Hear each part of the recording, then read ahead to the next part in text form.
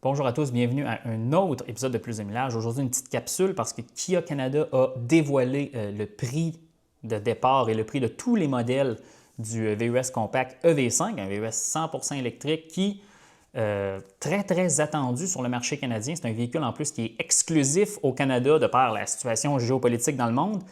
Donc, ce que je vais faire avec vous, c'est qu'on va aller regarder la relâche de presse, puis ensuite, on va aller dans les spécifications du véhicule. Kia a mis une page là, très détaillée avec toutes les spécifications, les options par modèle, les capacités de batterie. On va tout aller regarder ça ensemble et ça vous permettra là, de juger si c'est réellement le début là, de l'avènement des véhicules électriques abordables, entre guillemets, évidemment. Donc, sur ça, on va se lancer maintenant. La relâche de presse est tout juste ici. Le titre est assez simple. Kia Canada annonce le prix du nouveau VUS EV5. Réservations en ligne commenceront le 4 décembre. Donc, on est le 3 décembre aujourd'hui. Et il faut que vous vous tirez, sinon on n'aura plus, en réalité. Probablement qu'il va y avoir du volume et de la demande éventuellement. Ce qui est intéressant vraiment, c'est le prix de la version de base Light Traction à 43 495. Je ne m'attendais pas à un prix dans ces eaux-là quand même. Je m'attendais un petit peu plus cher que ça. Parce que quand tu regardes, là, un CR-V de base, c'est 40 000. Un RAV4 2026, j'estime que ça va être 38 000, 39 000 de base. On est proche, là. Proche. Et c'est un véhicule du gabarit, du Sportage. Donc, super intéressant. Puis, il va y avoir plein de versions, petite batterie, grosse batterie. Ça, c'est le bout important. Puis, évidemment, blablabla, tout le blabla. Et tous les prix sont là. Ce qu'on va faire, c'est que là, on va passer au site web de Kia Canada qui a été mis à jour. Maintenant, le EV5 avec les graphiques, tout ça. C'est un véhicule que je trouve assez joli, là. Le design là, du EV9 fait vraiment bien sur le EV5, honnêtement. Là, je trouve que c'est vraiment le gabarit parfait. Puis Kia et Hyundai, la maison mère, ils sont très bons dans le design dans les dernières années. Et évidemment, vous irez voir le site si ça vous tente. Vous avez toutes les images et tout ce que vous voulez. Nous, on va vraiment s'intéresser à la fiche technique du véhicule. Donc, regardez, là, c'est la structure d'équipement. On a la version Light Traction, la version Wind, traction et 4 roues motrices, la version Land, même chose, et ensuite la GT Line. Et on a tout un autre, on a la GT Line limitée. Donc, vous voyez que les prix montent. À la fin, là, on est à 64 000 $. Donc, le prix de départ d'un Ioniq 9 ou d'un EV9. Très intéressant. Hein? C'est ça la beauté de la segmentation. Et là, on va aller voir qu'est-ce qui se trame à l'intérieur des modèles. Évidemment, à première vue, sachant que la batterie là, de 81 kWh à longue portée va être dans le modèle Wind de base, bien, moi, probablement, le modèle Light, là, je m'en occuperai même pas, malheureusement. C'est pour ça que je dis qu'il y a des petites nuances vis-à-vis le prix d'entrée. Et vous remarquerez que là, vu que j'ai configuré le site web pour le Québec en français, les prix sont assez différents parce qu'en réalité, le transport et la préparation est inclus dans le prix. Là, ça fait partie là, de la loi au Québec.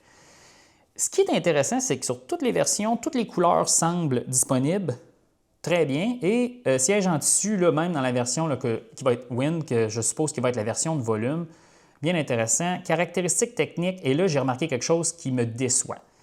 Donc, on a une batterie de 60 kWh de base. Moi, je trouve que ça, c'est super correct. Chauffe-batterie, excellent.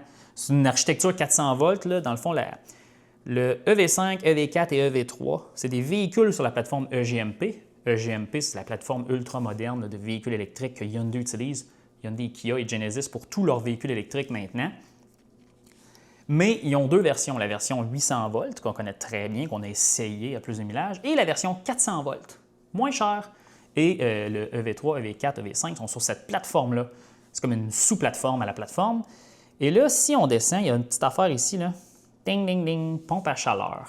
Donc, la thermopompe, ce qui fait que votre chauffage l'hiver va consommer moins d'énergie, à peu près 2 fois moins. Bien, il n'y en a pas sur le modèle Light. Donc, ma supposition, c'est que le modèle Light, c'est comme un modèle pour annoncer un prix plus bas, mais il n'y a personne presque qui va acheter ça. Ça va probablement se passer là, dans la version Wind, traction et 4 roues motrices qui, avec transport et préparation, on frôle déjà le 50 000. Ça me fait penser un peu à la Nissan Leaf, mais je pense que ça, c'est plus gros que la Nissan Leaf. Donc, on va continuer de descendre. Qu'est-ce qu'on a, voyez-vous? L'extérieur, c'est pas mal tout standard et on est en 18 pouces sur la version traction et la version 4 roues motrices. Ça, c'est bien, ça va être bon pour l'autonomie. On va descendre, on ne fera pas tout, évidemment. Intérieur, siège en tissu, siège chauffant avant, donc ça c'est excellent pour le marché canadien. Siège rabattable 40, glace, verrouillage, OK. Dans le fond, c'est assez bien équipé. Conduit de chauffage, OK. Et là, c'est quoi qu'on n'a pas? Bon, on n'a pas les sièges en cuir synthétique, on s'en fout. On n'a pas le volant chauffant dans la version Wind. Ah, fascinant. Voyez-vous, là, à la fin, là, c'est toujours une question de segmentation, puis le constructeur va se dire qui ne pourra pas avoir de volant chauffant, vont-ils être prêts à payer 3 000 $ de plus ou 5 000 $ de plus? Moi, je préfère que toutes ces affaires-là soient standards sur un véhicule canadien. À la fin, c'est important. Après ça, qu'est-ce qu'on a d'autre? Volant sport à 3 rayons, c'est pas important. Technologie. Donc, c'est toute la même interface, même grosseur d'écran, Android Auto, CarPlay. Mise à jour, dans le fond, over the air, comme on dit en anglais. Et qu'est-ce qu'on a d'autre? Je veux juste être sûr qu'on manque de chauffage de coefficient. Ouais, c'est ça. Ah, il y a même un PTC Heater pour aider. Ah, ça, j'aime ça. OK, ça, c'est bien. Fait que vous avez la thermopompe dans le véhicule, mais s'il fait vraiment froid, bien, il y a une chaufferette d'appoint dans le véhicule aussi. Je me souviens quand j'avais demandé au lancement du Ioniq 9 s'il y avait ça, on m'avait dit oui, puis on m'avait dit aussi que dorénavant, ça va toujours être dans les véhicules Hyundai, Kia et GMP. Donc ça, c'est bien. Fait que dans le fond, le chauffage va démarrer rapidement, puis après ça, probablement que la thermopompe va prendre la relève. Donc, belle fonction là, pour un chauffage très puissant dans les situations extrêmes. Puis à part de ça, là, je pense que la version Wind, si on décide de se mettre des gants, ça devrait être un bon choix. Sécurité, ça, c'est tout standard tout le temps. Évidemment, tous les systèmes de la conduite Hyundai sont là. Donc, est-ce qu'on a un toit ouvrant? Non. Écran panoramique. Je ne sais pas c'est quoi un écran panoramique. Et les dimensions, j'aime ça, en métrique. Donc, 4,6 mètres de long. Donc, je vais juste utiliser Wikipédia rapidement, juste pour voir les dimensions. Puis nous, en Amérique du Nord, on a la version long empattement. C'est toujours comme ça. 4,66 mm. OK. C'est la même longueur qu'un Sportage. Le Sportage est un peu plus long. La largeur, honnêtement, c'est impressionnant. 2750? Wow! OK. C'est dimensionnellement plus ou moins 1 ou 2 % la même chose qu'un Sportage. Donc, dans le même ordre de grandeur qu'un CR-V, qu'un RAV4. C'est un véhicule qui entre dans le cœur du segment le plus populaire au Canada à un prix qui est pas si mal, parce que 50 000 $, c'est pas mal le prix d'un CR-V hybride. 52 000 $. Probablement que le RAV4 hybride va être clairement moins cher que ça. Puis là, je pense que ça va être sa plus grosse compétition directe. Ça va être à voir. Côté performance, les autonomies ont été annoncées. Voyez-vous, je me trompe et je m'excuse. 460 km. Ça, c'est traction Wind, sinon 415. C'est un auto de 400 km. OK. C'est pas l'autonomie du siècle. Voyez-vous, je pense que le Equinox EV fait mieux ici. Mais la batterie est quand même plus grosse parce que les capacités que je vous ai montrées, c'est des capacités utilisables. Maintenant, c'est ça Kia Hyundai font. 415, mais écoutez, bon, c'est correct. Et ce que je sais aussi, c'est que cette plateforme électrique-là, 400 volts GMP, là, un 10-80 % prend 30 minutes. Donc, c'est une voiture qui recharge à peu près à 150-170 kW. Probablement que c'est une courbe de recharge qui demande 500 ampères.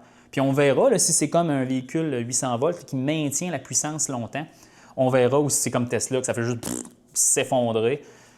On verra bien, il va falloir le tester. Là, ça arrive à la moitié là, de 2026 là, directement de la Corée du Sud. Donc voilà, le Kia EV5. Est-ce que c'est un véhicule qui vous intéresse?